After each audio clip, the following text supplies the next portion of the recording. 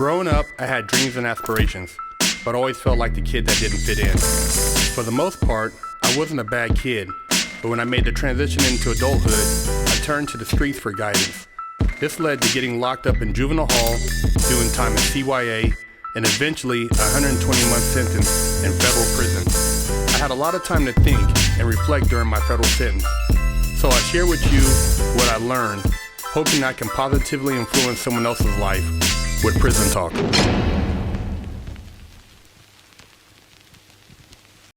What's up, everybody? Big Hurt Prison Talk. You're tuning into another episode, and I got OG Badger here with me. Make sure you guys subscribe if you haven't subscribed, and check out the website, FreshOutSeries@gmail.com.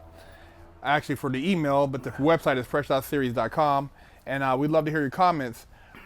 We did Badger's interview a little while back. If you guys haven't got a chance to see it, make sure you guys go back and check it out. But we want to elaborate a little bit more on what actually led to a 30-day driving violation turning into a 20-year sentence. So what were the circumstances that led to that incident? So I was talking to my girl on the phone, and I told her I had seen somebody. She said, "Oh my God, he's in there for molesting his children." And I was like, she's all, and it comes out in the paper tomorrow. So when I seen him in the hall, I was like, "What's up?" I was sort of happy to see him at first, you know, and he's like, I'm like, "What's up?" And he's like, drugs. Like, fucking right away, you know what I mean? Like some janky shit. Yeah. Like, I don't got any to you. You know? Fucking, so after the phone call, I went to the guy who had the fucking, our side of the county, we'll just say it like that. So he had our side of the county, although he answered to somebody as well, but I told him what was up, what I knew, okay? Had I just kept my mouth shut, I would have, another 72 hours, all I had to do was keep my mouth shut, another 72 hours, and another 48 hours, he would have been dealt with anyways, because the paper would have came out the next day, and somebody doing some time, wanting to earn fucking a name for themselves, would have fucking stepped up, as opposed to sending a pup who had a big mouth with no paperwork in their hand, no fucking JRC in their hand. What I did find was a knife in my hand, you know, and mahog, I said in the first video, a lot of people asked, what's a mahog? I meant to say he was a hog. I was going to call him a monster, but it just sort of blended together because I was nervous on camera. But, you know, looking back on it, he was just a monster, you know what I mean? Like, fucking, how do you do something like that to a 17-year-old kid, you know? Like, the moral to the story for me was, you come in trying to be that guy, they're going to put you in a position to be that guy, you know what I mean? Because I was coming in fucking doing all kinds of janky shit, fucking, you know what I mean? Since I was a pup with a little bit of heart, fucking, I got to work the gang module, I got to work high power, I found myself transporting kites, transporting drugs, and I never accepted a third of anything. Like, when I would deliver it, I would get fucking broke off, and I would never accept it, you know, and that saved my life later on down the road, because somebody knew. Some shit came up. I also stated I was green lighted in there. That was what happened. Somebody said that they had given me dope, and I got called out to fucking go to Wayside that night, and I jumped the line. When I went down, we used to have what you call jumping the line. You fucking get in the wrong cell so you didn't catch the chain to Wayside, you know what I mean, or whatever. I didn't even do that. By now, you know what I mean, I've fucking already been told what to do. This is way later in the story. It's not within the 17 days until I got, you know, caught my charge. But like I said, I opened my mouth on something that I knew but didn't have any proof of. You asked me what would have happened if I didn't say something, you know what I mean? And my answer to you was, nothing would have happened.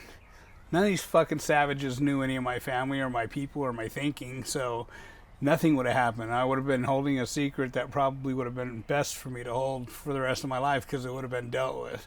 You know what I mean? I wouldn't have had to do nothing, and I would have gone home, and I don't know if I'd be alive today. Whatever the case was, it was God's plan, is how I look at it, you know? And so what happens on the flip side of that? Because people always ask me, If a shot caller tells you to do something, you don't do it. If you, by having opened your mouth now, you put yourself in a position.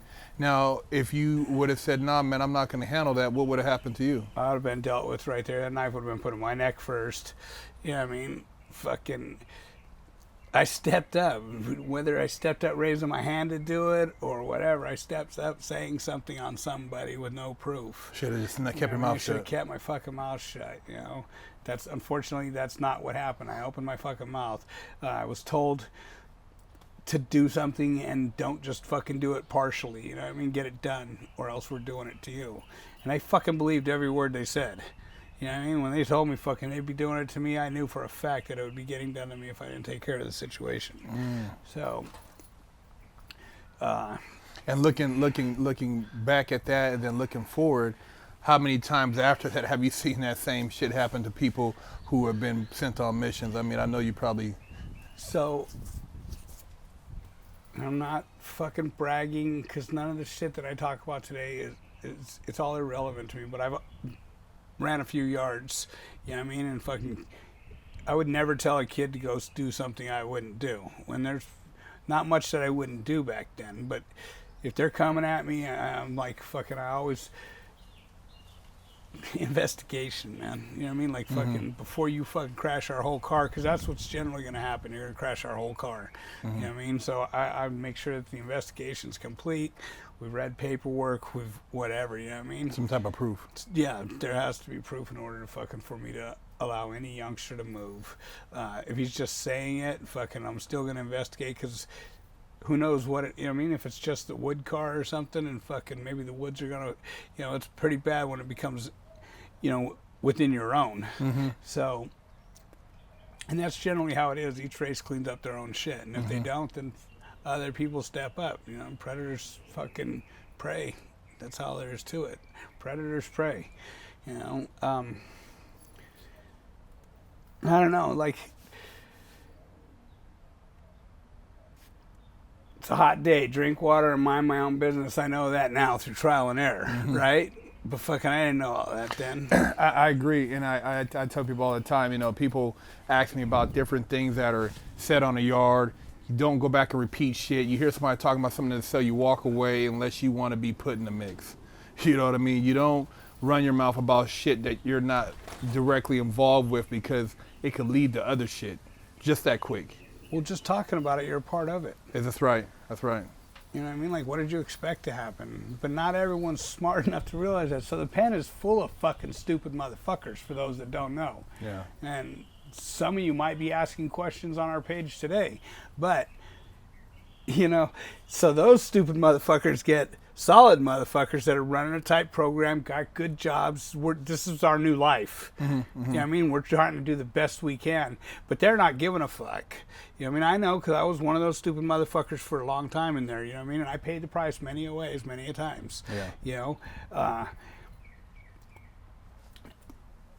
don't know, man. It's so savage in there. Fucking, and people are like, oh, it can't be that fucking serious. Fucking every day was fucking miserable and a struggle. You fucking, like you said, we'd have a laugh here and there, but it was at somebody else's expense. That's and that's right. fucking brainwashing. You know what I mean? Right. It was always, right? Yeah, that's fucking, crazy, man. The more you laughed at somebody else getting fucked off, fucking better you think you felt, and fucking the sicker you looked. And the sicker you look in there, the less people want to fucking get into your lane. That's right. Right? So there you guys have it. Giving it real from OG Badger.